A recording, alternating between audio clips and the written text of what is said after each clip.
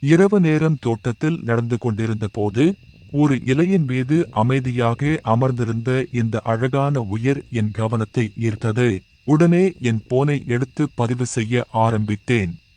எவ்வளவு நேரம் பார்த்தாலும் அது எந்த பதற்றமும் இல்லாமல் அமைதியாகவே இருந்தது.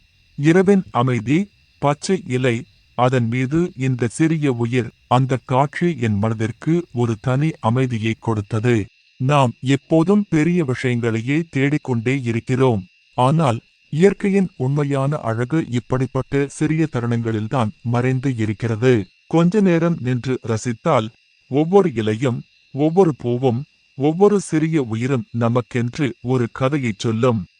அதனால்தான் வாய்ப்பு கிடைக்கும் போதெல்லாம் இயற்கையோடு சில நிமிடங்கள் செலவிடுங்கள். மன அழுத்தம் குறையும், வாழ்க்கையும் இன்னும் அழகாகத் தோன்றும்.